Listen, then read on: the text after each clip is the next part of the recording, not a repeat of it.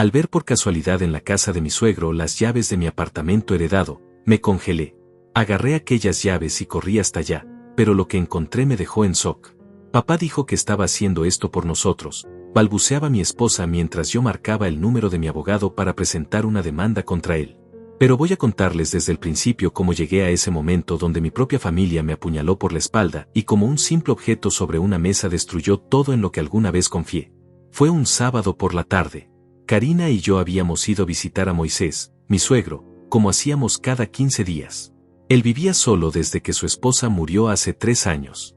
Una casa pequeña en las afueras, siempre con olor a café recién hecho y a ese perfume de lavanda que nunca terminaba de disiparse. Yo estaba sentado en el sofá de la sala, esperando que Karina terminara de ayudar a su padre con unas facturas en la cocina. La televisión estaba encendida sin volumen. Mis ojos recorrían la habitación sin prestar real atención a nada, hasta que algo brilló bajo la luz de la tarde que entraba por la ventana. Sobre la mesa de centro, entre revistas deportivas y el control remoto, había un llavero de metal con forma de ancla. Mi corazón se detuvo. Ese llavero lo conocía perfectamente. Era mío. O mejor dicho, había sido de mi tía Hortensia antes de que me lo dejara junto con su apartamento en herencia hace 8 meses. Me incliné hacia adelante. Tomé el llavero con dedos temblorosos. 2 llaves colgaban de él. Las llaves del apartamento heredado. Mis llaves. ¿Qué demonios hacían en casa de mi suegro? El aire se volvió denso. Sentí un zumbido en los oídos. Miré hacia la cocina. Karina y Moisés hablaban en voz baja, casi en susurros. No me habían visto tomar las llaves. Guardé el llavero en mi bolsillo con un movimiento rápido, casi culpable, como si yo fuera el ladrón. Me puse de pie. Cariño, tengo que irme, le grité a Karina con una voz que sonó extrañamente calmada. Surgió algo del trabajo. Ella asomó la cabeza desde la cocina. ¿Ahora? ¿Un sábado? Sí, es urgente. Te veo en casa más tarde. No esperé respuesta. Salí de esa casa con pasos firmes pero con las piernas temblando. Subí a mi auto. Cerré la puerta. Y entonces, con las llaves apretadas en mi puño, arranqué el motor y conduje directamente hacia ese apartamento que había heredado y que, según yo creía, estaba completamente vacío y cerrado desde la muerte de mi tía. Durante el trayecto mi mente trabajaba a toda velocidad. ¿Por qué Moisés tenía mis llaves? ¿Cuándo las tomó? ¿Para qué? Yo guardaba ese juego de llaves en un cajón de mi escritorio en casa. Nunca las sacaba. Karina sabía dónde estaban, por supuesto. Vivíamos juntos. Pero jamás imaginé que ella se las daría a su padre. O peor aún, que él las tomaría sin mi permiso. El apartamento estaba a 20 minutos del centro de la ciudad. Un edificio de ladrillo rojo de los años 70. 4 pisos. Sin elevador. Mi tía Hortensia vivió allí durante 40 años. Toda su vida adulta transcurrió entre esas paredes. Cuando murió sin hijos y sin esposo, me dejó ese lugar a mí. Yo soy Fabricio. Tengo 50 años. Trabajo como supervisor en una planta de envasado. No soy un hombre rico. Tampoco soy estúpido. Al menos eso pensaba hasta ese momento. Cuando recibí la herencia, Karina y yo hablamos sobre qué hacer con el apartamento. Decidimos no venderlo de inmediato. El mercado inmobiliario estaba bajo y los precios no eran buenos. Además, había un valor sentimental. Mi tía me crió durante varios años de mi infancia cuando mis padres atravesaron problemas económicos. Ese apartamento representaba su esfuerzo, su independencia, su vida entera. Acordamos dejarlo cerrado por un tiempo. Limpiarlo poco a poco. Vaciar los muebles viejos. Y luego, tal vez en 1 año o 2, ponerlo en venta o alquilarlo formalmente. Karina estuvo de acuerdo. O eso dijo. Me dijo que entendía mi apego emocional al lugar. Me dijo que no había prisa. Me dijo muchas cosas que ahora, con las llaves robadas ardiendo en mi bolsillo, sonaban completamente huecas. Estacioné frente al edificio. Era casi las 5 de la tarde. La calle estaba tranquila. Algunos niños jugaban en la acera. Una señora regaba plantas en su balcón. Todo parecía normal. Demasiado normal. Bajé del auto y caminé hacia la entrada. El edificio no tenía portero. Solo una puerta de vidrio con cerradura automática que se abría con un código. Marqué los números. La puerta se abrió con un clic. Subí las escaleras hacia el 3er piso donde quedaba el apartamento. Cada escalón parecía más pesado que el anterior. Mi respiración se aceleraba. Mis manos sudaban. Llegué frente a la puerta del apartamento. Número 32. Saqué las llaves de mi bolsillo. Las observé por un momento. Luego, con un movimiento lento, casi ceremonial, inserté la llave en la cerradura. Giré. La puerta se abrió. Y lo que vi me partió en dos. El apartamento no estaba vacío. Había ropa colgada en el respaldo de una silla. Platos sucios en el fregadero. Un par de zapatos de hombre junto a la entrada. Zapatos que no eran míos. El olor era diferente. Ya no olía a cerrado ni a humedad como la última vez que vine hace 2 meses. Olía a comida reciente. A vida. Alguien estaba viviendo aquí. En mi apartamento. Con mis llaves. Las llaves que estaban en casa de mi suegro. Caminé despacio por la sala. Mis piernas apenas me sostenían. Sobre la mesita de café había facturas de servicios. Tomé una. Electricidad. A nombre de un tal Álvaro Méndez. ¿Quién demonios era Álvaro Méndez? En la cocina encontré más evidencia. Leche en el refrigerador. Pan fresco. Huevos. Frutas. En el baño, artículos de aseo masculinos. Champú. Rastrillos. Pasta dental. Todo indicaba que alguien no solo había entrado a mi propiedad, sino que se había instalado cómodamente. Como si este fuera su hogar. Como si tuviera todo el derecho del mundo. Regresé a la sala. Me senté en el sofá que había sido de mi tía.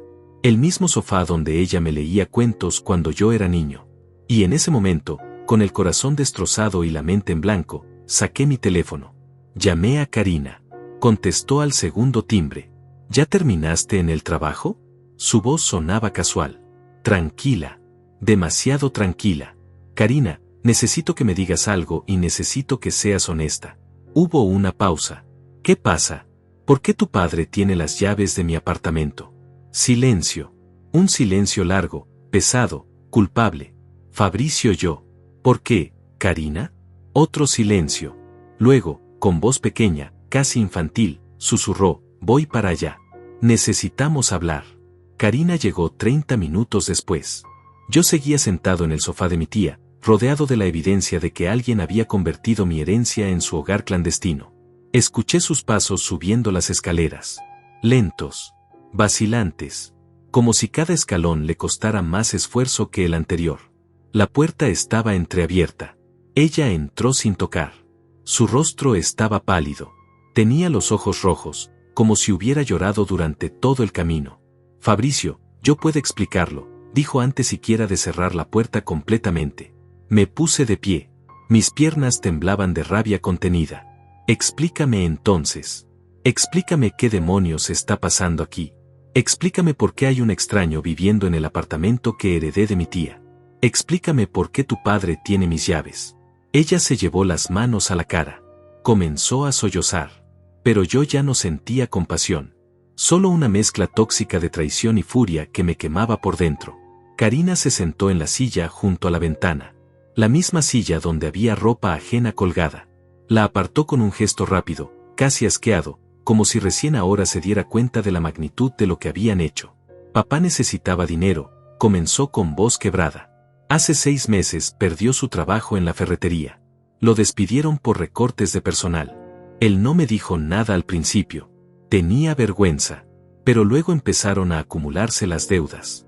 La hipoteca de su casa. Los servicios. La tarjeta de crédito. Yo me enteré cuando el banco lo llamó para advertirle que iban a ejecutar la hipoteca. Estaba desesperado, Fabricio. No sabía qué hacer. La escuché sin interrumpir, pero cada palabra que salía de su boca era como un clavo oxidado entrando en mi pecho. ¿Y qué tiene que ver eso con mi apartamento? Pregunté con una calma artificial que apenas lograba sostener. Ella tragó saliva.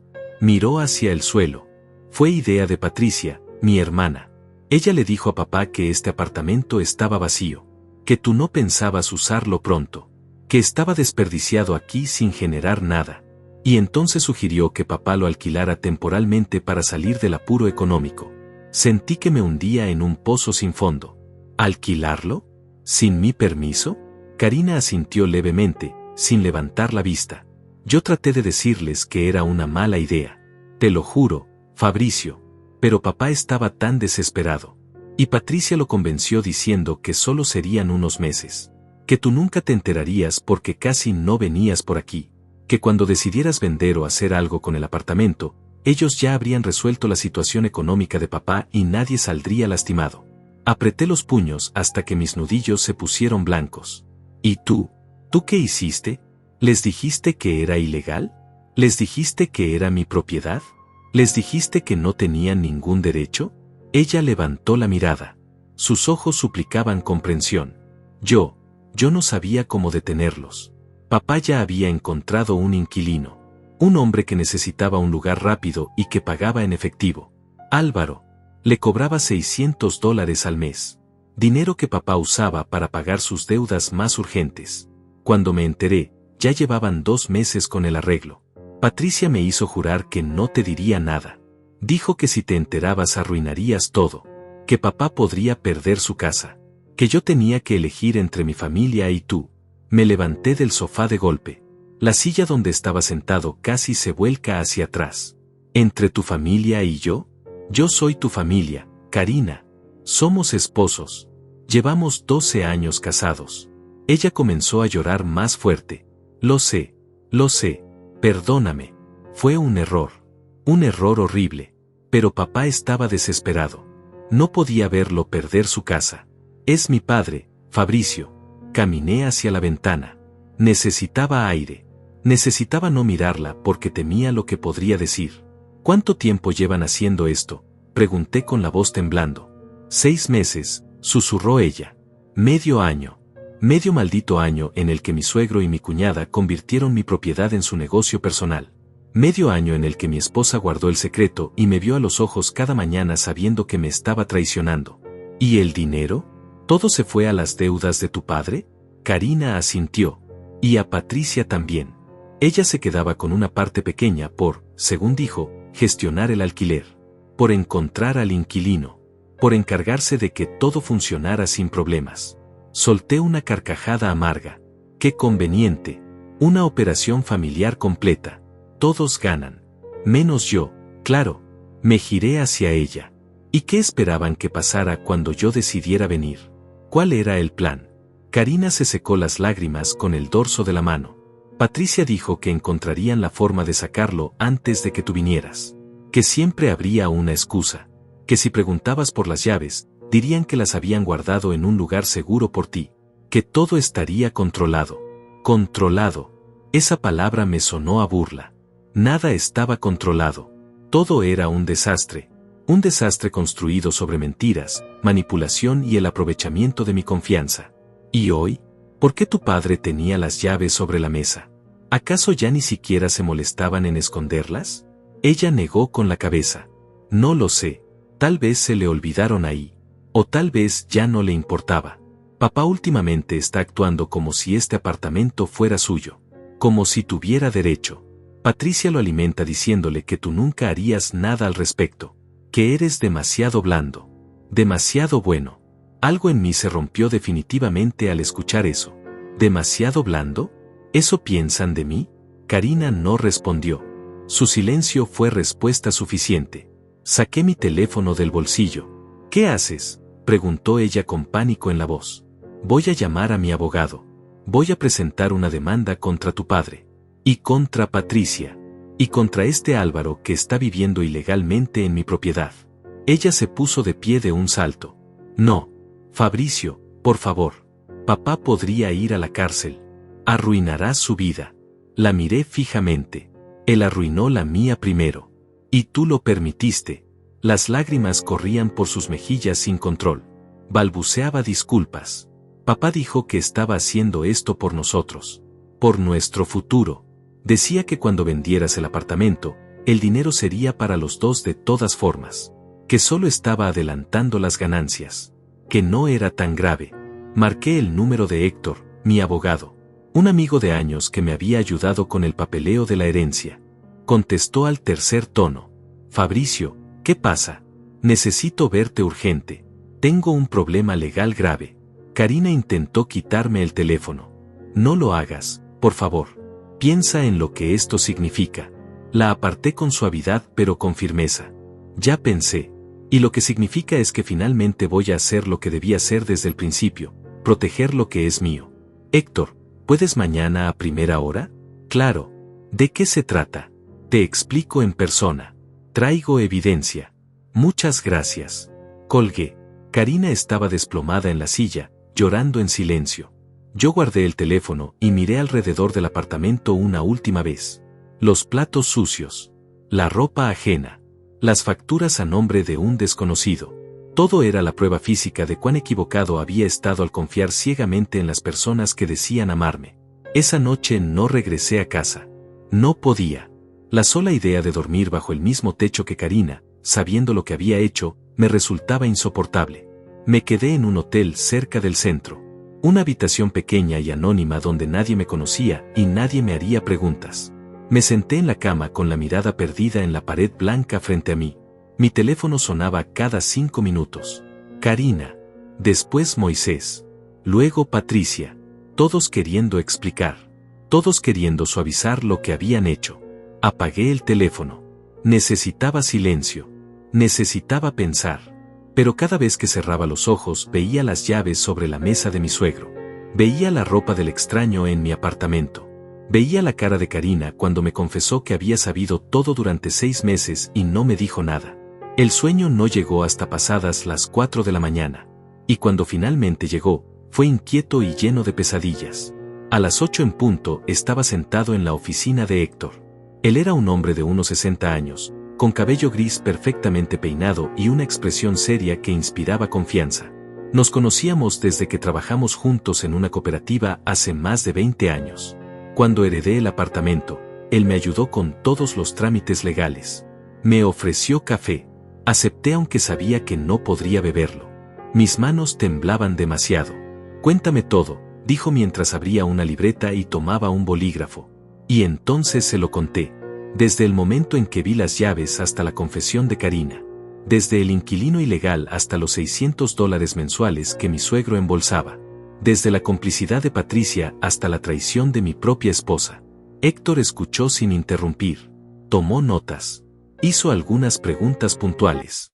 ¿Firmó algún contrato este tal Álvaro? No lo sé. ¿Tu esposa está en los documentos de propiedad del apartamento? No. Solo yo. ¿Tienes evidencia de que tu suegro está recibiendo dinero? Las facturas que encontré. Y puedo conseguir más. Héctor dejó el bolígrafo sobre el escritorio. Se reclinó en su silla. Fabricio, esto es grave. Lo que tu suegro hizo se llama usurpación. Está alquilando una propiedad que no le pertenece sin tu consentimiento. Eso es un delito. Podríamos ir tanto por la vía civil como por la penal. ¿Qué significa eso? Pregunté. Significa que puedes demandarlo por daños y perjuicios. Recuperar el dinero que él ganó ilegalmente. Desalojar al inquilino. Y si decides ir más lejos, presentar cargos criminales que podrían llevarlo a la cárcel. Sentí un nudo en el estómago. Karina tenía razón en una cosa, esto podía arruinar a Moisés. Pero también tenía que pensar en mí, en mis derechos, en lo que era justo. ¿Y mi esposa? ¿Ella tiene responsabilidad legal? Héctor suspiró. Eso es más complicado. Ella sabía, pero no ejecutó el delito directamente. Un abogado defensor podría argumentar que estaba bajo presión familiar. Pero su complicidad silenciosa sí tiene peso moral y podría usarse en tu favor si decides divorciarte. La palabra quedó flotando en el aire. Divorcio. No había pensado en eso explícitamente hasta ese momento. Pero ahora que Héctor lo mencionaba, se sentía como la conclusión inevitable de todo esto. ¿Quiero divorciarme? Todavía no lo sé. Lo que sí sé es que quiero justicia. Quiero que Moisés pague por lo que hizo. Héctor asintió. Entonces empecemos por ahí. Vamos a redactar una demanda civil. Pediremos la devolución de todos los pagos que recibió. Eso serían 6 meses a $600 mensuales. $3,600. Más daños y perjuicios adicionales. Más los costos legales. Estamos hablando de una suma importante. También solicitaremos el desalojo inmediato del inquilino. ¿Cuánto tiempo tomará todo esto? Pregunté. Depende. Si tu suegro se defiende, podríamos estar meses en tribunales. Si reconoce su culpa y negocia, tal vez semanas. ¿Y mientras tanto? Mientras tanto, necesitas documentar todo. Fotografías del apartamento. Las facturas a nombre del inquilino. Conversaciones con tu esposa si las tienes grabadas o por mensaje. Cualquier cosa que pruebe que ellos sabían que estaban haciendo algo ilegal. Salí de la oficina de Héctor con una mezcla de determinación y náusea. Ahora esto era real. No era solo rabia contenida. Era un proceso legal en marcha. Encendí mi teléfono. Tenía 43 llamadas perdidas. 20 mensajes de texto. La mayoría de Karina. Algunos de Moisés. 2 de Patricia. Leí uno de los mensajes de mi suegro. Fabricio, necesitamos hablar como hombres. Esto tiene solución. No hagas una locura. Una locura. Él llamaba locura a defender mi propiedad. Él, que había violado mi confianza de la forma más rastrera posible. Bloqueé su número. Luego bloqueé el de Patricia. Dejé el de Karina activo solo porque legalmente seguíamos casados y tal vez necesitaría comunicarme con ella. Pero no tenía intención de responder a sus súplicas. No todavía. Conduje de regreso al apartamento. Esta vez con cámara en mano. Necesitaba documentar todo como me había indicado Héctor. Al llegar, toqué la puerta. Quería ver si el tal Álvaro estaba ahí. Quería conocer al hombre que inocentemente o no se había convertido en pieza clave de esta pesadilla. Nadie respondió. Toqué de nuevo. Nada. Usé mis llaves y entré. El apartamento estaba vacío. Pero esta vez presté atención a detalles que ayer, en medio del shock, no había procesado completamente. Sobre la mesa del comedor había un recibo hecho a mano. Decía, recibí de Álvaro Méndez la suma de $600 correspondientes al mes de diciembre. Firma, Moisés Salazar. Mi suegro ni siquiera se había molestado en esconder la evidencia. Fotografié el recibo. Fotografié los zapatos junto a la puerta. Fotografié las facturas de servicios. Fotografié cada rincón de ese lugar que había sido de mi tía y que ahora era territorio ocupado. Mientras revisaba la habitación principal, encontré algo más. Una agenda pequeña sobre la mesa de noche. La abrí. Tenía anotaciones. Fechas. Cantidades. Enero, $600. Febrero, $600. Marzo, $600. Así hasta diciembre. Pero también había otras anotaciones. Febrero, Patricia, $100 por gestión. Abril, reparación de llave, $50. Mayo, Patricia, $100 por gestión. Era un registro meticuloso de toda la operación ilegal. Mi suegro no solo era un ladrón. Era un ladrón organizado. Fotografié cada página de esa agenda. Era oro puro para mi caso. Héctor se pondría feliz cuando viera esto. Guardé la agenda en mi mochila.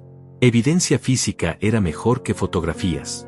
Salí del apartamento y bajé las escaleras. Al llegar a la planta baja, me encontré con la señora que ayer había visto regando sus plantas en el balcón. Era una mujer mayor, de unos 70 años, con un delantal floreado y expresión amable. Buenos días, joven, me saludó. Buenos días, respondí. ¿Usted vive aquí?, preguntó con curiosidad genuina. No, pero soy el dueño del apartamento del tercer piso. El 32. Ella abrió los ojos con sorpresa. Ah, pensé que el dueño era el señor mayor que viene a cobrar la renta. ¿El señor mayor? Sí, un hombre de unos 60 y tantos años. Viene cada mes. Toca la puerta. El muchacho que vive ahí le entrega el dinero. A veces se quedan conversando un rato en la entrada. Mi corazón latía con fuerza. ¿Desde cuándo lo ve venir? Pues desde hace meses. No sé exactamente. Tal vez medio año o más. Le pedí su nombre. Se llamaba Araceli. Le expliqué brevemente la situación. Ella se llevó las manos a la boca. Dios mío. Yo no sabía. Pensé que todo era legal. Le pregunté si estaría dispuesta a dar testimonio si era necesario. Ella aceptó sin dudarlo. Claro que sí. Lo que hicieron está mal. Ese apartamento era de doña Hortensia. Yo la conocí. Era una mujer buena. Debe estar revolcándose en su tumba sabiendo que su hermano. Me detuve. ¿Su hermano? Araceli frunció el ceño. Sí, el señor que viene a cobrar. Me dijo que era hermano de doña Hortensia, que por eso tenía derecho a manejar el apartamento mientras usted decidía qué hacer con él. Sentí que la sangre me hervía. Moisés no era hermano de mi tía. Ni siquiera la conoció bien. Se habían visto tal vez 3 o 4 veces en reuniones familiares. Y ahora estaba usando su nombre, usando su memoria, para justificar su robo. Le agradecí a Araceli su disposición a ayudar y le dejé mi número telefónico por si recordaba algún otro detalle importante. Ella me prometió que estaría atenta y que si veía al señor mayor nuevamente me avisaría de inmediato. Subí a mi auto con la agenda bajo el brazo y una rabia fría instalada en el pecho. Moisés no solo había robado, no solo había manipulado a su propia hija, también había mentido usando el nombre de mi tía muerta. Había construido una narrativa completa donde él era una especie de administrador legítimo, donde tenía autoridad moral, donde su crimen era apenas un favor familiar mal entendido. Pero yo ya no iba a permitir que esa narrativa continuara. Conduje directo a mi casa. Necesitaba recoger algunas cosas. Ropa, documentos. Tal vez quedarme unos días más en el hotel hasta que todo esto se resolviera de alguna forma. Cuando abrí la puerta, Karina estaba sentada en el sofá de la sala. Tenía la misma ropa del día anterior. Ojeras profundas. El cabello desordenado. Se puso de pie al verme.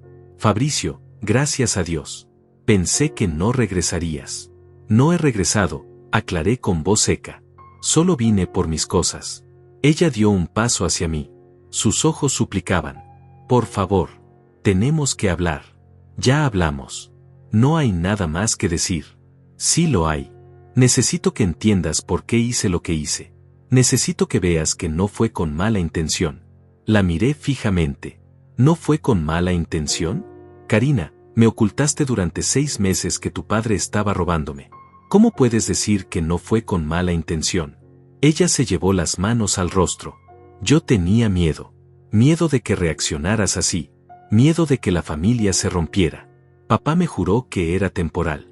Que pronto tendría dinero y lo arreglaría todo. Y yo le creí porque es mi padre. Porque confío en él. Dejé caer mi mochila al suelo. La rabia que había mantenido controlada comenzaba a filtrarse. ¿Y en mí? ¿También confiabas en mí? ¿O solo confías en la gente que comparte tu sangre? Ella negó con la cabeza. No digas eso. Tú sabes que te amo. Entonces demuéstralo, dije con voz cortante. Dime todo. Absolutamente todo. ¿Cuándo empezó esto realmente? ¿Cómo encontraron al inquilino? ¿Qué más me están ocultando? Karina se sentó de nuevo.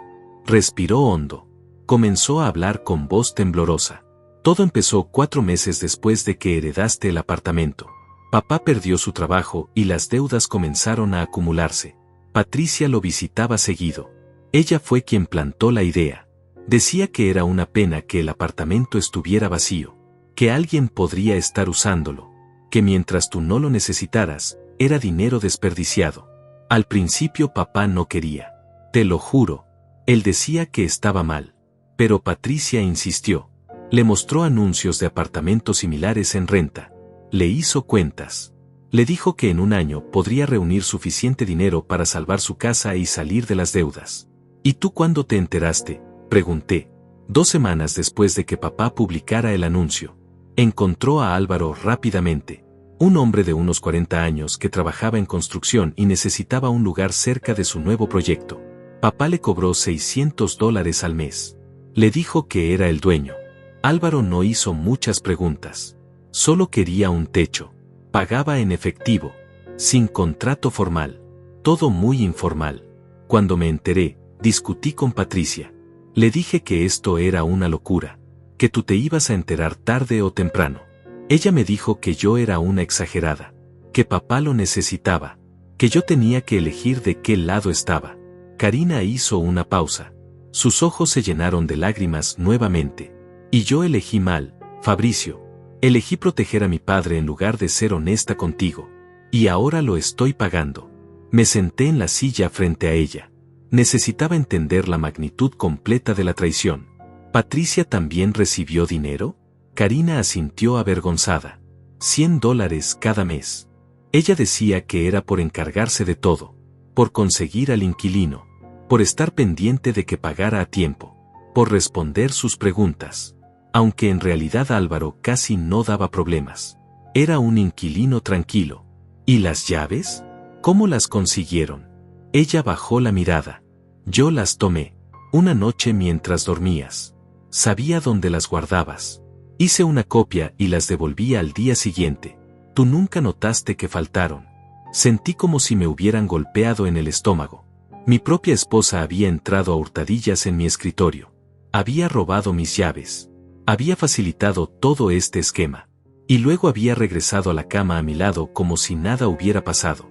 ¿Algo más?, pregunté con voz hueca. Karina dudó. Habla, insistí. Ella tragó saliva. Hubo un momento hace 3 meses en que tú mencionaste que querías ir al apartamento para revisar unas cosas. ¿Recuerdas? Asentí lentamente. Sí, iba a llevar unos papeles de la herencia que necesitaba revisar. Pero ese fin de semana me dio gripe y lo pospusimos. Ella cerró los ojos. No te dio gripe, Fabricio. Yo puse pastillas para dormir en tu café esa mañana. Dosis pequeñas. Suficientes para que te sintieras mal, pero no tanto como para ir al hospital. Necesitaba tiempo para avisarle a papá. Para que él le dijera a Álvaro que desalojara temporalmente. No podía dejar que fueras ese día. El mundo se detuvo. Me quedé mirándola sin poder procesar lo que acababa de escuchar. ¿Me drogaste? Mi voz sonó extraña. Lejana. Como si viniera de otra persona. Karina comenzó a llorar sin control. Fue solo una vez. Te lo juro. Solo esa vez. Y me sentí horrible después. Pero no sabía qué más hacer. Patricia me dijo que era eso o arriesgar que descubrieras todo. Y yo entré en pánico. Me puse de pie. Mis piernas apenas me sostenían. Esto ya no era solo complicidad silenciosa. Esto era participación activa. Mi esposa no solo había guardado el secreto. Había saboteado activamente mi salud para proteger el crimen de su padre. ¿Quién eres tú?, pregunté con voz rota. La mujer con la que me casé jamás habría hecho algo así. Karina se puso de pie también. Extendió las manos hacia mí. Sigo siendo yo. Sigo siendo tu esposa. Solo cometí un error. Un error terrible. Pero podemos superarlo. Podemos ir a terapia. Podemos reconstruir la confianza. Por favor, Fabricio. No tires 12 años de matrimonio por esto. Retrocedí. No te acerques. Necesito que no te me acerques ahora mismo. Subí las escaleras hacia nuestra habitación. Saqué una maleta del armario. Comencé a llenarla con ropa. Documentos importantes. Artículos de aseo. Karina me seguía. Me suplicaba. Fabricio, por favor. Piensa en todo lo que hemos construido juntos. Piensa en los buenos momentos. ¿Vas a tirar todo eso a la basura? No fui yo quien lo tiró, respondí sin mirarla. Fuiste tú. Y tu padre. Y tu hermana. Ustedes decidieron que su bienestar económico valía más que mi confianza. Que mi propiedad. Que mi salud. Cerré la maleta con fuerza. Me giré hacia ella. Y ahora van a enfrentar las consecuencias. Ella palideció. ¿Qué vas a hacer? Ya lo hice. Contraté un abogado. Presenté una demanda contra tu padre. Por usurpación. Por daños y perjuicios. Y posiblemente por cargos criminales si Héctor considera que hay suficiente evidencia. Karina se tambaleó. Se apoyó contra la pared. No. No puedes hacer eso. Papá irá a la cárcel. Ya lo hice, repetí. Y respecto a nosotros, necesito tiempo. Mucho tiempo. Para pensar si puedo perdonar lo que hiciste. Si puedo seguir casado con alguien capaz de drogarme para proteger a un ladrón. Ella cayó de rodillas. Literalmente. Se arrodilló frente a mí con las manos juntas. Te lo ruego. No destruyas a mi familia. Busqué en mi interior algo de compasión. Algo de empatía. Pero lo único que encontré fue un vacío frío. Tu familia se destruyó sola, Karina. El día que decidieron que robarme era aceptable. Tomé mi maleta. Bajé las escaleras. Ella me seguía llorando. Gritando mi nombre. Prometiendo que cambiarían las cosas. Que devolverían el dinero. Que harían lo que fuera necesario.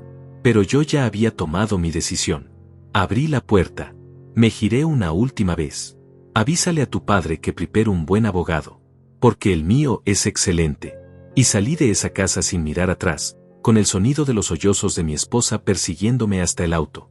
Los siguientes días fueron un torbellino de documentos legales, declaraciones y conversaciones tensas con Héctor.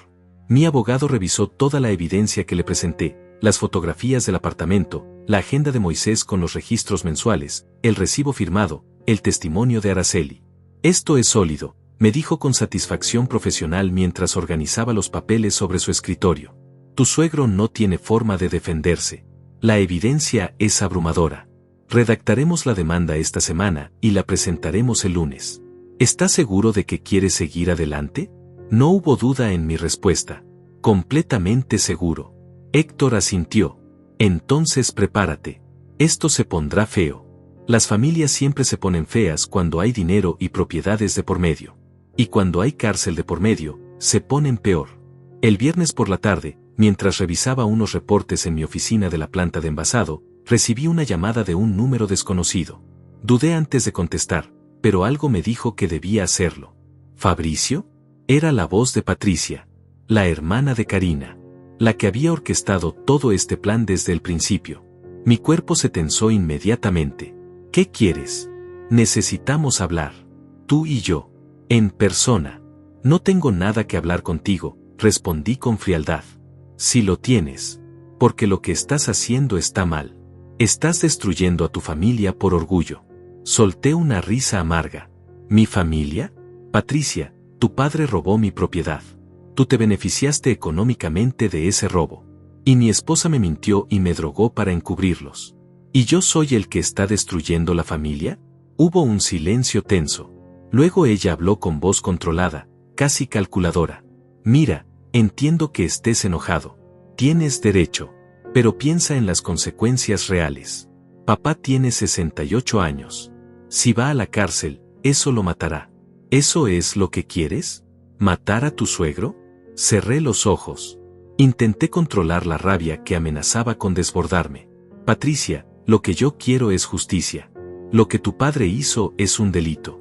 No puedo simplemente fingir que no pasó nada. Ella suspiró con dramatismo exagerado. Siempre supe que eras terco, Fabricio, pero no pensé que fueras tan vengativo. Vengativo. Esa palabra me golpeó. ¿Defender lo que es mío es venganza? Ella continuó como si no me hubiera escuchado. Karina está destruida. No ha comido bien en días. No duerme.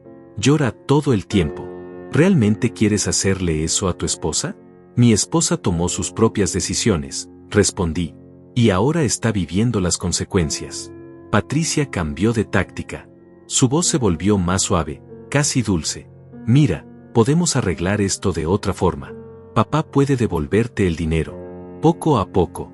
En cuotas. Y el inquilino se irá. Ya hablamos con él. Álvaro está dispuesto a irse sin problemas. Solo necesitamos que retires la demanda. Que no arruines la vida de papá por un error. Un error. Llamaban a 6 meses de robo sistemático un error. ¿En cuánto tiempo me devolvería el dinero? Pregunté, aunque ya sabía que la conversación era inútil. Patricia se animó, creyendo que había encontrado una apertura. En 1 año. Tal vez año y medio. Papá conseguirá trabajo. Yo también pondré mi parte. Y Karina puede ayudar. Entre todos juntaremos los $3,600. Más los daños adicionales, añadí. Más los costos legales en los que ya incurrí. Más el lucro cesante por los meses en que pude haber alquilado el apartamento legalmente. Estamos hablando de más de $6,000. Ella se quedó en silencio. Evidentemente no había hecho esos cálculos. Bueno, entonces en 2 años, dijo finalmente con menos convicción. Papá es un hombre de palabra.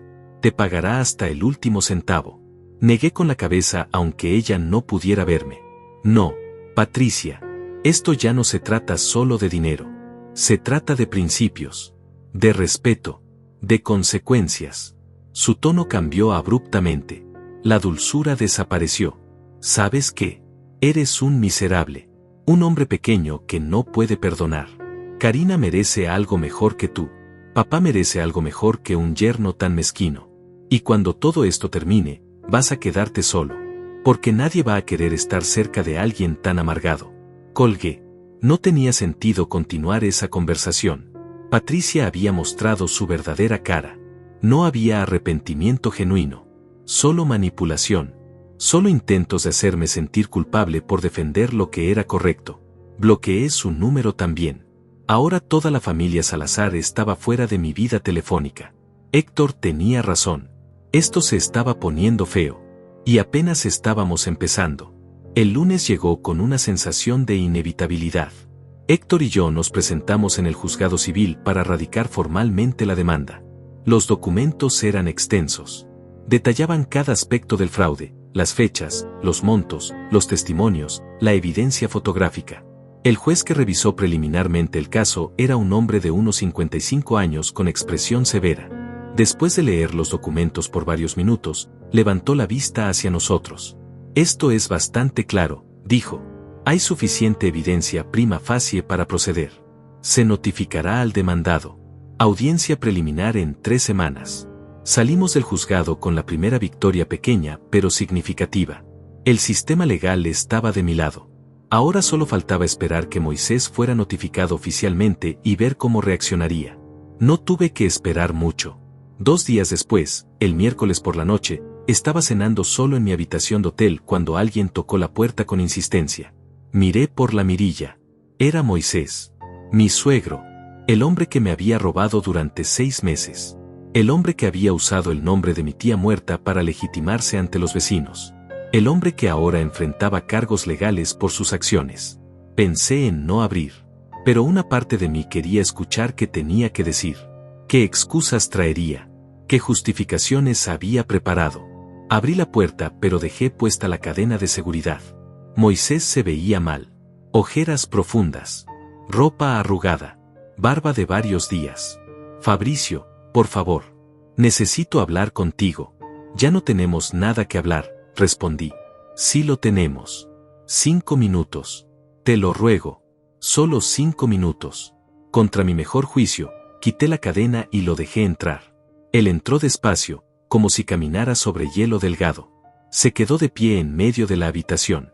Yo cerré la puerta pero permanecí cerca de ella, listo para pedirle que se fuera en cualquier momento. Habla, dije secamente. Moisés respiró hondo. Sé que lo que hice estuvo mal. Sé que no tengo excusas. Pero necesito que entiendas que estaba desesperado. Perdí mi trabajo. Las deudas me estaban ahogando. El banco iba a quitarme mi casa. No sabía qué más hacer. Lo escuché sin expresión. Y decidiste que robarme era la solución. Él negó con la cabeza. No lo veía como robarte. El apartamento estaba vacío.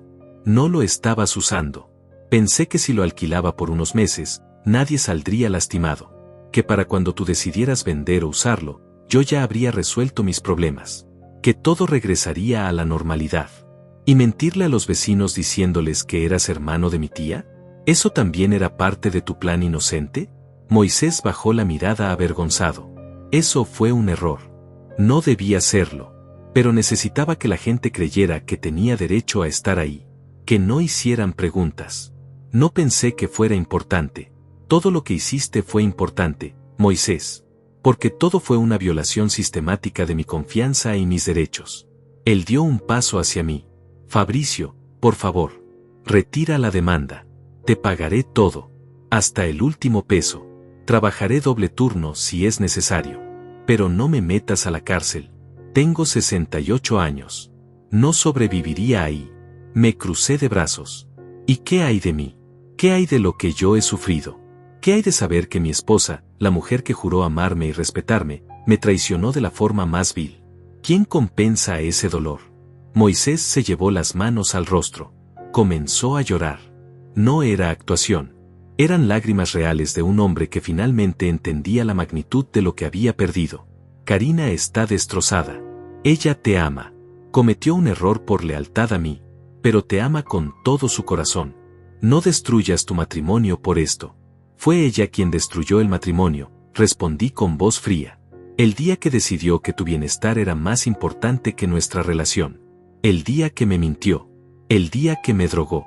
Moisés levantó la vista bruscamente. ¿Te drogó? Asentí. Para evitar que fuera al apartamento y descubriera tu operación. ¿Ella no te lo dijo? Él negó lentamente, claramente choqueado. No. Yo no sabía eso. Dios mío. Esto es peor de lo que pensaba. Moisés se dejó caer en la silla junto a la pequeña mesa del hotel. Se veía destruido. Envejecido. Como si en los últimos días hubiera perdido 10 años de vida. Yo no le pedí que hiciera eso, murmuró con voz rota. Jamás le pedí a Karina que te drogara. Eso fue decisión de ella y de Patricia. Ellas manejaban esos detalles. Yo solo recibía el dinero y pagaba mis deudas. Me quedé mirándolo con una mezcla de desprecio e incredulidad. ¿Eso te hace menos culpable? ¿El hecho de que no supieras cada detalle sucio de cómo mantenían tu crimen en secreto? Él no respondió. Sabía que no había respuesta posible. Moisés, continué con voz más dura, viniste aquí a pedirme que retire la demanda. Pero no has ofrecido nada que valga la pena. No has mostrado verdadero arrepentimiento. Solo miedo a las consecuencias. Solo preocupación por ti mismo. Él levantó la vista. Sus ojos estaban rojos. ¿Qué quieres que haga? ¿Qué necesitas de mí para que retires esto? Me senté en el borde de la cama frente a él. Lo miré directamente a los ojos. Quiero que entiendas algo. Esto ya no se trata de dinero. Esto se trata de que un hombre de 68 años, que debería ser ejemplo de integridad, decidió robarle a su yerno, a alguien de su propia familia. Y no solo eso, sino que involucró a sus hijas en el crimen. Convirtió a Karina en cómplice. La puso en una posición donde tuvo que elegir entre su esposo y su padre. ¿Entiendes el daño que causaste? No solo a mí, a tu propia hija. Moisés comenzó a llorar nuevamente. Lo sé, y me odio por ello. Pero estaba tan desesperado. Cuando pierdes tu trabajo a mi edad, nadie te vuelve a contratar. Las empresas quieren gente joven. Y yo tenía deudas de 30 años acumuladas. La casa, las tarjetas de crédito, un préstamo que saqué para la boda de Patricia. Todo se vino encima al mismo tiempo. Esas son tus circunstancias, Moisés. No tus excusas. Hay 1000 formas legales de conseguir dinero. Pudiste vender tu auto. Pudiste pedir un préstamo familiar legítimo. Pudiste declararte en quiebra. Pero elegiste robar. Y lo peor es que no me robaste a mí directamente. Usaste a mi esposa como intermediaria. La convertiste en ladrona también. Él negó con la cabeza desesperadamente. Yo nunca quise que Karina sufriera. Ella insistió en ayudar. Dijo que encontraría la forma de que tú no te enteraras. Yo le dije que era muy arriesgado. Pero Patricia la convenció. Le dijo que eras muy confiado. Que nunca sospecharías. Y tenían razón. Nunca sospeché. Hasta que vi las llaves sobre tu mesa. La memoria de ese momento todavía me quemaba. La incredulidad inicial. El shock. La forma en que todo mi mundo se había derrumbado en cuestión de segundos. Moisés se limpió las lágrimas con el dorso de la mano. Fabricio, si retiras la demanda, haré lo que sea. Venderé mi casa. Te pagaré todo de una sola vez. Y me iré. Me mudaré a otra ciudad. No volverás a verme. Karina podrá seguir su vida contigo sin mi presencia arruinando todo. Sacudí la cabeza. No quiero que vendas tu casa. No quiero tu sacrificio dramático. Lo que quiero es justicia. Y la justicia significa que enfrentes las consecuencias legales de tus acciones. Él se puso de pie bruscamente. Pero yo puedo ir a la cárcel. ¿Entiendes eso? A mi edad, la cárcel es una sentencia de muerte. Lo sé, respondí con calma. Y debiste pensar en eso antes de cometer un delito. Moisés me miró con una mezcla de súplica y rabia contenida. ¿Sabes qué pienso? Pienso que disfrutas esto. Disfrutas vernos sufrir. Disfrutas el poder que tienes ahora sobre nosotros. Me puse de pie también. Ahora estábamos frente a frente.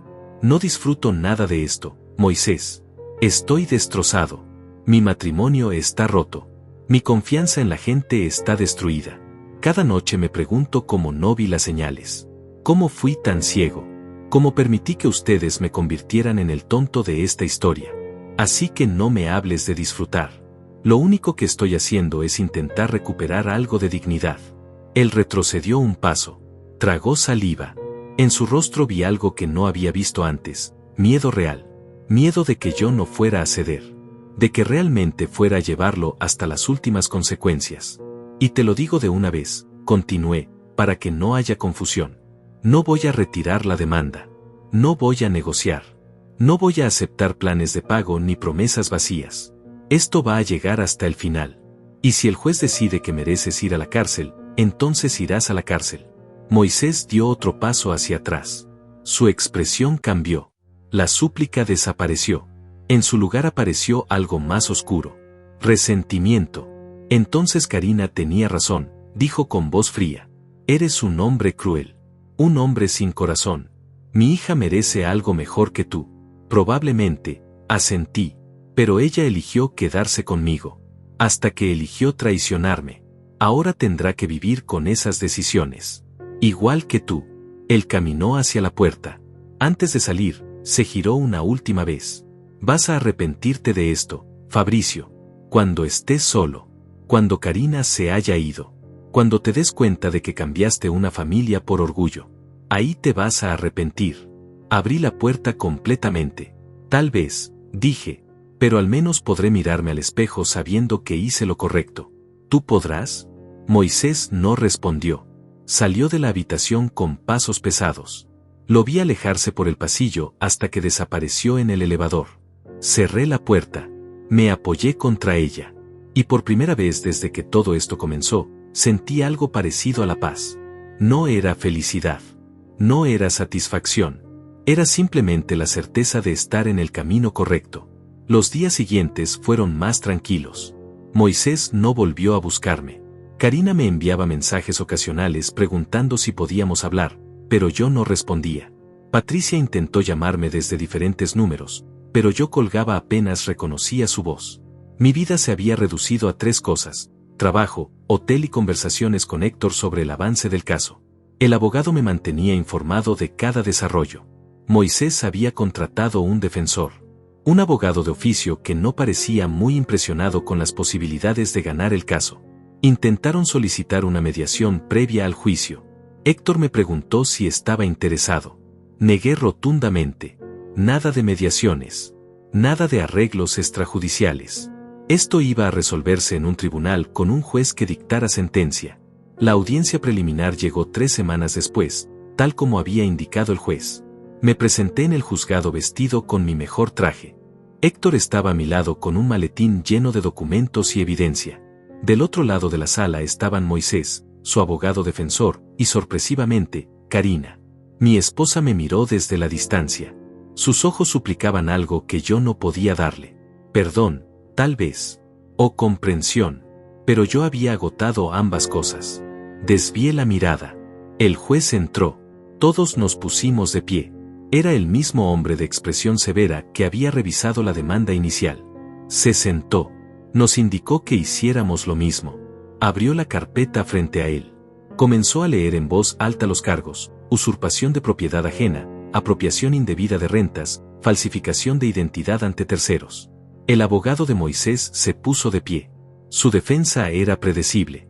Habló de las dificultades económicas de su cliente, de su edad avanzada, de que no había habido intención criminal real, solo un error de juicio producto de la desesperación. El juez lo escuchó sin expresión. Luego le dio la palabra a Héctor. Mi abogado fue implacable. Presentó cada pieza de evidencia metódicamente. Las fotografías, la agenda con los registros, el recibo firmado, el testimonio escrito de Araceli, la confesión indirecta en mensajes de texto que Karina me había enviado y que yo había guardado. Todo estaba ahí. Una historia completa y verificable de fraude sistemático.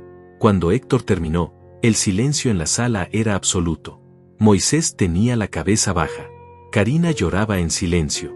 El juez cerró la carpeta. Miró directamente a Moisés. Señor Salazar, dijo con voz firme, ¿tiene algo que declarar antes de que tome una decisión sobre cómo proceder? Moisés se puso de pie lentamente. Miró hacia mí. Luego hacia el juez. Sí, su señoría. Quiero declarar que cometí un error. Un error grave. No tengo excusas. Solo circunstancias. Y entiendo que las circunstancias no justifican romper la ley. Si pudiera regresar el tiempo, haría las cosas diferente. Pero no puedo. Solo puedo decir que lo siento. Y que estoy dispuesto a aceptar las consecuencias de mis actos. El juez asintió. Apreciaba la honestidad, al menos. Luego me miró a mí. Señor Fabricio, ¿desea agregar algo? Me puse de pie. Sentí todas las miradas sobre mí.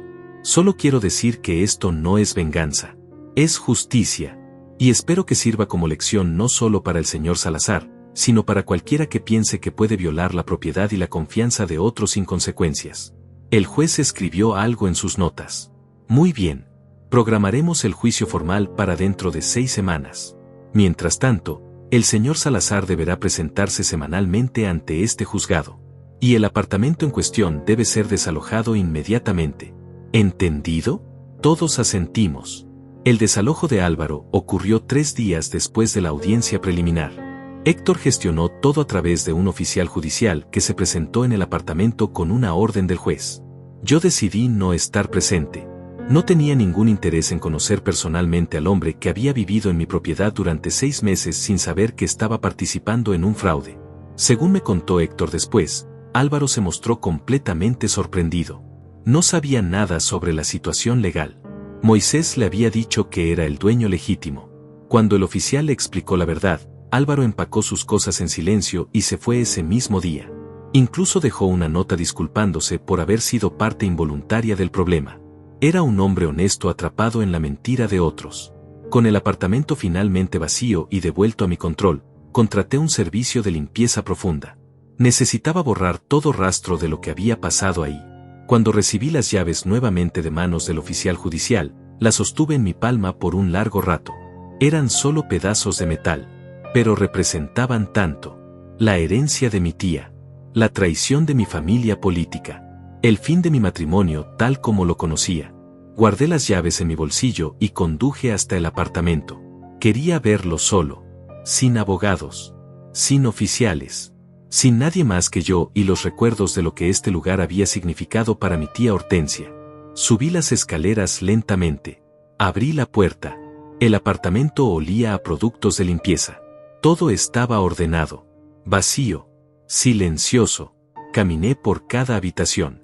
La sala donde mi tía solía tejer mientras veía sus telenovelas favoritas. La cocina donde me preparaba chocolate caliente cuando yo era niño y pasaba las tardes con ella. El pequeño balcón desde donde ella regaba sus plantas y saludaba a los vecinos. Todo estaba intacto físicamente, pero algo esencial se había perdido. La paz de este lugar. La sensación de refugio seguro. Moisés no solo había robado dinero, había robado la santidad de este espacio. Me senté en el suelo de la sala. Apoyé la espalda contra la pared. Y por primera vez en semanas, lloré. No por rabia, no por traición, sino por pérdida. Por todo lo que se había roto y que sabía que nunca podría repararse completamente. Mi teléfono vibró. Era un mensaje de Karina. Necesito verte. Por favor. Solo una vez. Hay cosas que necesito decirte antes del juicio. Dudé. Había evitado todo contacto directo con ella desde aquella última conversación en nuestra casa. Pero una parte de mí, la parte que todavía recordaba 12 años de matrimonio, sentía curiosidad. O tal vez era algo más profundo. Tal vez necesitaba un cierre que solo podía venir de escucharla una última vez. Escribí una respuesta, mañana, 3 de la tarde, en el apartamento. Ella respondió inmediatamente, ahí estaré. Gracias. Guardé el teléfono. No sabía si estaba cometiendo un error. Pero ya estaba hecho. Karina llegó puntual al día siguiente. Tocó la puerta suavemente. Abrí. Se veía diferente. Más delgada. Ojeras profundas. El cabello recogido en una cola simple. Sin maquillaje. Vestía ropa cómoda y gastada, como si ya no le importara su apariencia. Pasa, dije sin emoción. Ella entró mirando alrededor. Este lugar está tan vacío, murmuró. Como mi vida ahora, respondí. Ella se estremeció ante el comentario, pero no dijo nada. Se sentó en el suelo cerca de la ventana. Yo me quedé de pie, apoyado contra la pared opuesta, manteniendo distancia física y emocional. ¿Qué necesitas decirme?, pregunté directamente. Karina respiró hondo, preparándose para algo difícil. Primero quiero que sepas que me voy, comenzó con voz temblorosa. ¿Te vas? ¿A dónde? Lejos.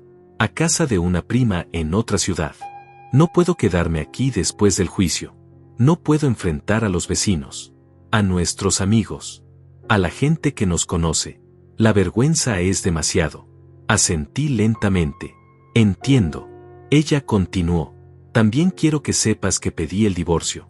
Ya hablé con un abogado. Voy a firmar todo. La casa puede quedarse a tu nombre. No quiero nada. Solo quiero terminar esto de la forma más limpia posible. ¿Por qué? Pregunté con genuina curiosidad. ¿Por qué facilitar las cosas ahora? Ella levantó la vista. Sus ojos estaban llenos de lágrimas. Porque te amo. Y porque sé que lo arruiné todo. No hay forma de reparar lo que hice. Lo de drogar tu café fue imperdonable. Lo de mentirte durante meses fue imperdonable. Lo de elegir a mi padre sobre ti fue imperdonable. Así que lo único que puedo hacer ahora es dejarte ir. Dejarte libre para que reconstruyas tu vida sin mí arrastrándote hacia abajo. Las lágrimas comenzaron a correr por sus mejillas. Quería que supieras eso antes del juicio. Que aunque testificaré si me llaman, y aunque diré la verdad completa, no espero tu perdón. No lo merezco. Me moví hacia la ventana. Miré hacia la calle. Los mismos niños de siempre jugaban en la acera. La misma señora regaba sus plantas. La vida continuaba afuera como si nada hubiera pasado. Como si mi mundo no se hubiera derrumbado. Karina, dije sin girarme, aprecio tu honestidad. Pero necesito que entiendas algo. Lo que más me duele no es el dinero. No es ni siquiera que tu padre haya usado mi propiedad.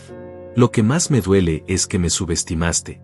Pensaste que era tan tonto, tan confiado, tan ciego, que nunca me daría cuenta. Y durante 6 meses tuviste razón. Fui exactamente tan tonto como pensabas. Ella sollozó. Nunca pensé que fueras tonto. Solo esperaba que no preguntaras. Que no quisieras venir al apartamento. Que todo se resolviera antes de que algo saliera mal. Me giré hacia ella. Pero algo salió mal, Karina. Y ahora todos pagamos el precio. Tu padre enfrentando cargos criminales. Patricia probablemente siendo investigada también. Tú perdiendo tu matrimonio. Y yo perdiendo mi capacidad de confiar en alguien. ¿Valió la pena? ¿Los $3,600 que tu padre recibió valieron todo esto? Ella negó con la cabeza. No, nada valió esto. Fue la peor decisión que he tomado en mi vida. Y voy a vivir con esa culpa por el resto de mis días. Nos quedamos en silencio. Un silencio largo y pesado que contenía años de historia compartida desintegrándose. Finalmente, Karina se puso de pie. Me voy, dijo limpiándose las lágrimas. Solo quería despedirme apropiadamente. Y decirte que si alguna vez necesitas algo, si alguna vez quieres hablar, estaré disponible. No como tu esposa. Eso se acabó. Pero como alguien que una vez te amó de verdad. Caminó hacia la puerta. La abrió. Se detuvo en el umbral. Cuida este lugar, Fabricio. Tu tía lo amaba. Y tú también deberías. No dejes que lo que pasó aquí arruine los buenos recuerdos. Asentí sin palabras. Ella salió cerrando la puerta suavemente detrás de sí. Escuché sus pasos bajando las escaleras. Cada escalón sonaba como un adiós final. Cuando el silencio regresó, me senté nuevamente en el suelo. Saqué mi teléfono. Abrí la galería de fotos. Busqué una imagen vieja. Era de hace 5 años. Karina y yo en unas vacaciones en la playa. Sonriendo. Abrazados. Felices. O al menos creyendo que éramos felices. Esa versión de nosotros ya no existía. Tal vez nunca existió realmente. Tal vez siempre hubo grietas que yo no quise ver. Las semanas hasta el juicio pasaron con una lentitud agónica. Héctor me preparó para testificar. Repasamos cada detalle de mi historia. Cada fecha. Cada descubrimiento. Cada emoción. Me advirtió que el abogado de Moisés probablemente intentaría pintarme como vengativo. Como alguien dispuesto a destruir a un anciano por orgullo herido.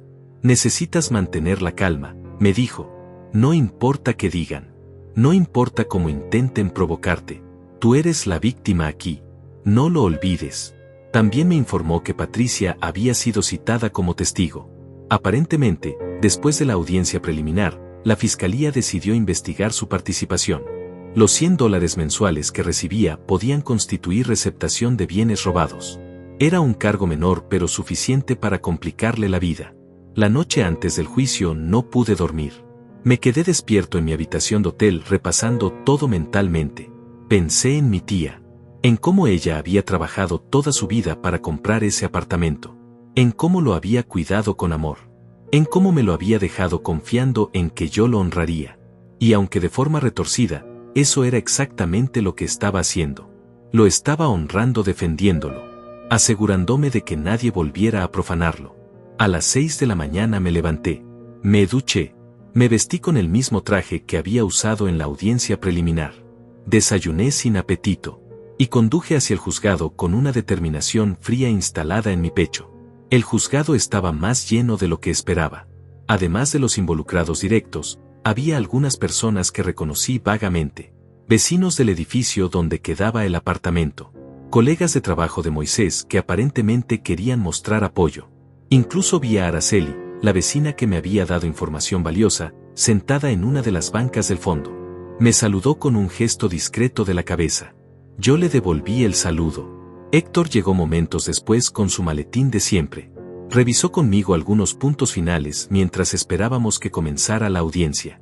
Todo va a salir bien, me aseguró. La evidencia es sólida. El juez es justo. Solo mantén la calma y di la verdad. Eso es todo lo que necesitas hacer. Moisés entró acompañado de su abogado defensor. Se veía aún peor que en la audiencia preliminar. Había perdido peso. Su traje le quedaba grande. Caminaba encorvado, como si cargara el peso del mundo sobre sus hombros. Detrás de él venía Patricia. Ella, en contraste, se veía desafiante. Tenía la mandíbula apretada y una expresión de resentimiento apenas contenido. Me miró directamente con odio puro. Yo sostuve su mirada sin pestañear hasta que ella desvió la vista. Karina no estaba presente. Según me había informado Héctor, ella había sido citada como testigo, lo que significaba que no podía estar en la sala hasta que le tocara declarar. El juez entró. Todos nos pusimos de pie. Reconocí al mismo hombre severo de antes. Se sentó en su estrado. Abrió la carpeta del caso. Miró alrededor de la sala con esa expresión impenetrable que parecía ser su marca distintiva. Comenzaremos con la declaración del demandante, anunció. Señor Fabricio, acérquese al estrado. Me puse de pie. Sentí las piernas temblar levemente, pero logré caminar con firmeza hacia el estrado de los testigos. Juré decir la verdad. Me senté. El juez me hizo algunas preguntas preliminares sobre mi identidad, mi relación con el demandado, y mi conexión con la propiedad en cuestión. Respondí todo con claridad. Luego fue el turno de Héctor de interrogarme formalmente. Fabricio, cuéntenos cómo descubrió que su apartamento estaba siendo alquilado sin su consentimiento. Respiré hondo. Y comencé a contar la historia desde el principio. El día que fui a visitar a mi suegro. Las llaves sobre la mesa. El llavero con forma de ancla que reconocí instantáneamente. La carrera desesperada hasta el apartamento. El shock de encontrar evidencia de que alguien vivía ahí. Héctor me guió a través de cada detalle. Me mostró las fotografías que yo había tomado ese día. Me pidió que las identificara. ¿Estas son las imágenes que usted capturó? Sí. ¿Puede describir qué muestran? Muestran ropa ajena, platos sucios, facturas de servicios a nombre de un tal Álvaro Méndez. Evidencia clara de que alguien había convertido mi propiedad en su hogar. ¿Y usted había dado permiso para que alguien viviera ahí? No, nunca. El apartamento debía estar vacío y cerrado. Héctor sacó entonces la agenda que yo había encontrado. La levantó para que todos pudieran verla. ¿Reconoce este objeto? Sí. Es una agenda que encontré en el apartamento. Contiene registros detallados de pagos mensuales. ¿Pagos hechos por quién? Por el inquilino ilegal, Álvaro Méndez. ¿Y a quién se los hacía? A mi suegro, Moisés Salazar. Héctor pidió permiso para presentar la agenda como evidencia. El juez la revisó. Leyó varias páginas. Su expresión no cambió, pero pude ver un destello de algo en sus ojos. Disgusto, tal vez. Luego fue el turno del abogado defensor de interrogarme. Era un hombre de unos 40 años con aspecto cansado y una estrategia predecible. Señor Fabricio, comenzó con tono casi amable, ¿es cierto que usted no visitaba regularmente este apartamento? Es cierto. ¿Con qué frecuencia lo visitaba? Tal vez una vez cada 2 o 3 meses. Ya veo. Y durante los 6 meses que duró esta situación, ¿cuántas veces intentó visitarlo? Una vez. Pero me enfermé ese día y no pude ir. El abogado sonrió levemente. Se enfermó. ¡Qué conveniente! ¿No es cierto que su falta de atención al apartamento contribuyó a que esta situación se prolongara? Héctor se puso de pie. Objeción, su señoría. La víctima no tiene obligación de vigilar constantemente su propiedad para evitar ser robado. El juez asintió. Procede. Reformule la pregunta. El abogado defensor cambió de táctica. ¿Cuánto daño económico real sufrió usted? Explique. Miré al juez antes de responder. Perdí 6 meses de posibles ingresos por alquiler legítimo. Ese apartamento, en el mercado justo, se alquila por $800 mensuales, no 600. Esos son $4.800 perdidos. Además, hubo desgaste en la propiedad, daño emocional, destrucción de mi matrimonio, y la violación de un espacio que tenía valor sentimental enorme para mí porque perteneció a mi tía fallecida. ¿Cómo se le pone precio a eso? El abogado defensor frunció el ceño. Pero su tía ya había fallecido. Ella no podía sufrir por esto. No, respondí con voz firme, pero yo sí. Cada vez que pienso en ese apartamento ahora, no veo los recuerdos felices de mi infancia. Veo la traición. Veo las mentiras. Veo cómo las personas en las que confié profanaron algo sagrado. El abogado defensor no tenía respuesta para eso. Me indicó que podía bajar del estrado. Regresé a mi lugar junto a Héctor. Él me dio una palmada discreta en el hombro. Lo hiciste bien, susurró.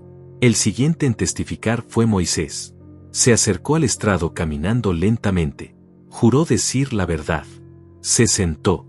Su propio abogado comenzó el interrogatorio intentando presentarlo como una víctima de las circunstancias. Señor Salazar, cuéntele al juez sobre su situación económica en el momento en que tomó la decisión de alquilar el apartamento. Moisés habló con voz quebrada. Había perdido mi trabajo. Tenía 68 años. Nadie me contrataría. Las deudas se acumulaban.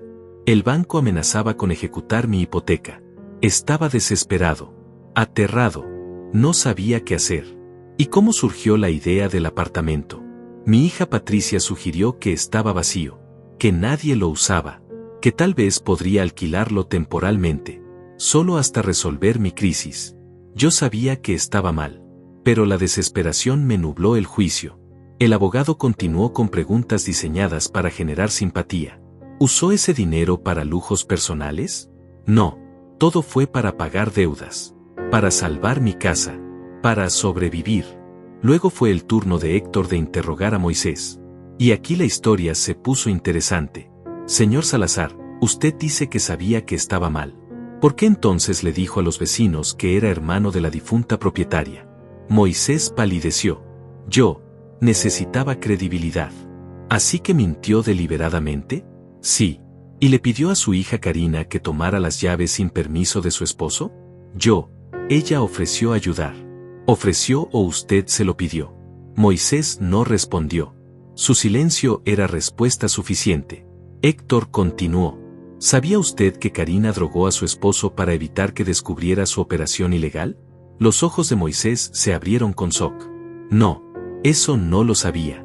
Héctor sacó copias de mensajes de texto entre Patricia y Karina donde discutían exactamente ese plan. ¿Está seguro? Porque aquí tengo evidencia que sugiere que su hija Patricia sí lo sabía. Y si ella lo sabía, es difícil creer que usted no. El juez intervino. ¿Tiene esa evidencia, letrado? Héctor la presentó.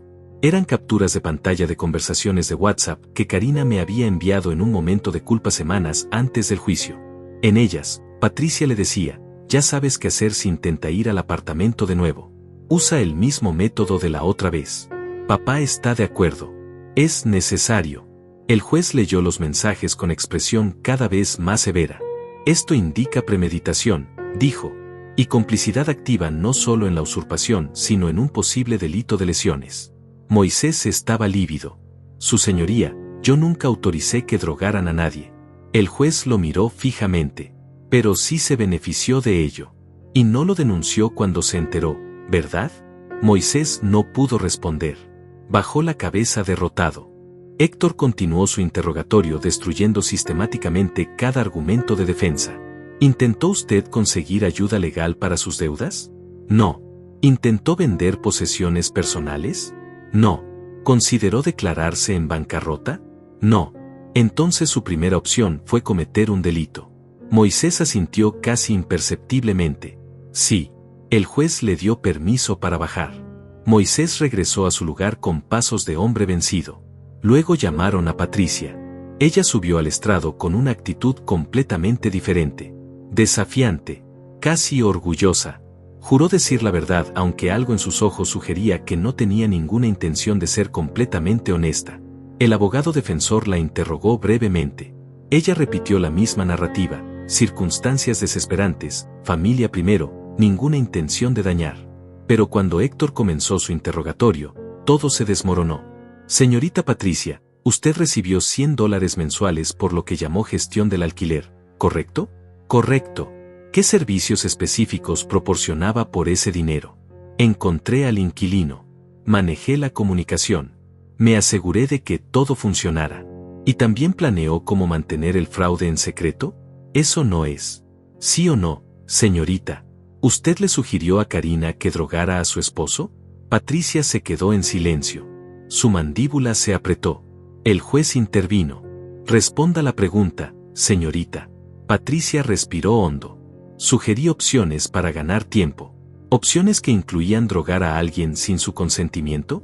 Fue una solución temporal a un problema urgente. Héctor sonrió sin humor. Una solución temporal. ¿Sabe usted que eso constituye un delito grave? Patricia no respondió. Héctor presentó más evidencia. Transcripciones completas de conversaciones donde Patricia no solo planeaba el encubrimiento sino que se burlaba de mí.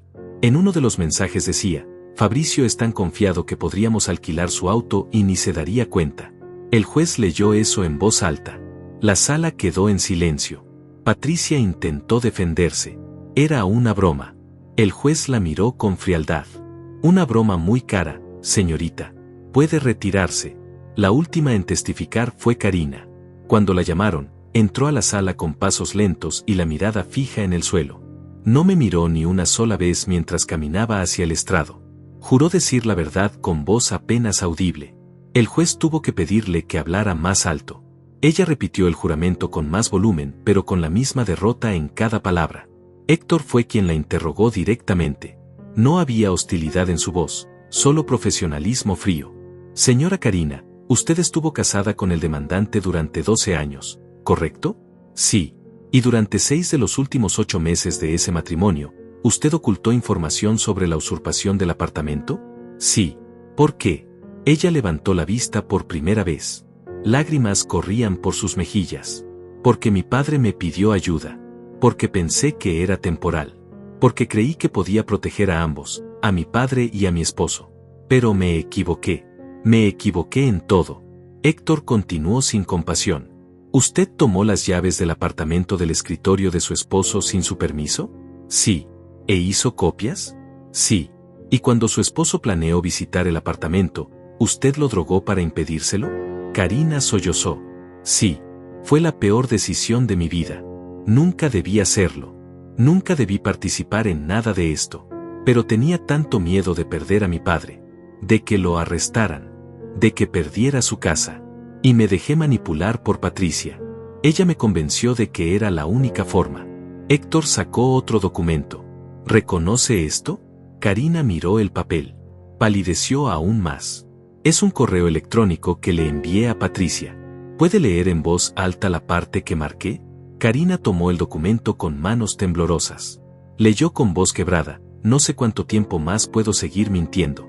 Fabricio confía tanto en mí que me destroza por dentro cada vez que me mira. Pero papá dice que solo faltan 2 meses más. 2 meses y todo se resolverá. Tengo que ser fuerte. El juez escuchaba con atención. Señora Karina, dice aquí que su padre le aseguraba que solo faltaban 2 meses. ¿Eso fue verdad? Ella negó con la cabeza. No. Siempre faltaban 2 meses más. Cada vez que preguntaba cuándo terminaría todo, papá decía que pronto. Pero los meses pasaban y nada cambiaba. Me di cuenta demasiado tarde de que nunca iba a terminar por voluntad propia, que iban a continuar indefinidamente. Y para entonces ya estaba tan metida en la mentira que no sabía cómo salir. Héctor asintió. No hay más preguntas, su señoría. El abogado defensor intentó interrogarla, pero Karina ya estaba tan destruida emocionalmente que sus respuestas solo reforzaban la culpabilidad de Moisés y Patricia. Finalmente la dejaron bajar. Ella caminó de regreso hacia las bancas del público. Por primera vez desde que entró, me miró directamente. Sus ojos decían todo lo que su boca no podía. Lo siento. Perdóname. Te amé. Te arruiné. Yo sostuve su mirada por un segundo. Luego la desvié. No había nada más que decir entre nosotros. El juez llamó a un receso de 20 minutos para revisar toda la evidencia presentada. Salí del juzgado hacia el pasillo. Necesitaba aire. Héctor me siguió. Fue mejor de lo que esperaba, me dijo. Karina testificó en tu favor sin darse cuenta. Y Patricia se hundió sola con su actitud. Ahora solo queda esperar el veredicto. ¿Cuánto crees que tarde?, pregunté. Tal vez 1 hora. El juez parecía tener su decisión bastante clara. Asentí. Miré por la ventana del pasillo. La ciudad continuaba su ritmo normal. Autos pasaban. Gente caminaba. Todos viviendo sus vidas sin saber que en esta sala se estaba decidiendo el destino de varias personas. Pensé en mi tía. En cómo ella jamás habría imaginado que su apartamento causaría tanto dolor. O tal vez sí lo imaginó. Tal vez por eso me lo dejó a mí y no a alguien de su propia familia. Porque confiaba en que yo lo protegería. Regresamos a la sala. El juez entró puntualmente. Todos nos pusimos de pie. Nos sentamos cuando él lo indicó. Abrió su carpeta. Miró hacia Moisés. Luego hacia mí. Finalmente hacia Patricia. Comenzó a hablar con voz clara y firme. Después de revisar toda la evidencia presentada, este tribunal encuentra al señor Moisés Salazar culpable de usurpación de propiedad ajena, apropiación indebida de rentas y falsificación de identidad. La evidencia es abrumadora e irrefutable. El acusado no solo cometió estos delitos sino que involucró a miembros de su familia en el encubrimiento, incluyendo acciones que constituyen lesiones personales contra el demandante. Mi corazón latía con fuerza. Esto era real. Estaba sucediendo. El juez continuó. En cuanto a la señorita Patricia Salazar, este tribunal encuentra evidencia suficiente para remitir su caso a la Fiscalía por receptación de bienes producto de actividad ilegal y complicidad en lesiones. Se emitirá orden de investigación formal. Patricia se puso pálida. Su abogado intentó objetar, pero el juez levantó la mano para silenciarlo. Las sentencias serán las siguientes. El señor Moisés Salazar deberá devolver la totalidad de las rentas cobradas ilegalmente, más daños y perjuicios calculados en el equivalente a 6 meses adicionales de renta de mercado, más costos legales. El monto total asciende a $8,200. Además, cumplirá una sentencia de 18 meses de prisión, de los cuales 6 serán efectivos y el resto bajo libertad condicional, considerando su edad y falta de antecedentes previos. Moisés se desplomó en su silla. Comenzó a llorar sin control. El juez no se inmutó. En cuanto a la señorita Patricia, una vez concluida la investigación fiscal, enfrentará cargos que podrían resultar en hasta 3 años de prisión. Respecto al apartamento, se confirma la propiedad exclusiva del señor Fabricio y se ordena que ningún miembro de la familia Salazar pueda acercarse a la propiedad bajo pena de desacato. El juez golpeó su mazo. Caso cerrado. Se levantó y salió de la sala. Yo me quedé sentado procesando todo. Había ganado. La justicia se había hecho. Pero no sentía la satisfacción que había imaginado. Solo un vacío extraño. Héctor me dio la mano. Felicidades, Fabricio. Hiciste lo correcto. Asentí sin palabras. Miré hacia donde estaba Moisés. 2 oficiales se acercaban para escoltarlo. Él me miró una última vez. Ya no había súplica en sus ojos. Solo aceptación. Resignación. Comprendió finalmente que las acciones tienen consecuencias. Patricia salió de la sala furiosa, gritándole algo a su abogado. Karina permanecía sentada sola en una banca, llorando en silencio. Me puse de pie. Caminé hacia la salida. No miré atrás. Afuera del juzgado, Araceli me esperaba. Me saludó con una sonrisa cálida. Hizo lo correcto, joven. Doña Hortensia estaría orgullosa. Le agradecí. Le di mi número por si alguna vez necesitaba algo. Ella se despidió con un abrazo maternal que no sabía que necesitaba. Conduje de regreso al apartamento. Mi apartamento. Finalmente libre de invasores y mentiras. Subí las escaleras. Abrí la puerta. Entré. El silencio era diferente ahora. No pesado con traición sino limpio. Puro. Caminé hasta el balcón. Miré la ciudad extendiéndose frente a mí. Pensé en todo lo que había perdido, mi matrimonio, mi confianza en la familia, mi inocencia sobre la naturaleza humana. Pero también en lo que había ganado, mi dignidad, mi propiedad, mi capacidad de defenderme. 6 meses después, vendí el apartamento. No podía vivir allí. Los recuerdos eran demasiado mixtos. Con el dinero compré una casa pequeña en otro barrio. Un lugar sin historia. Sin fantasmas. Karina cumplió su palabra y firmó el divorcio sin pedir nada. Se mudó a otra ciudad. Ocasionalmente recibo mensajes suyos. Breves. Tristes.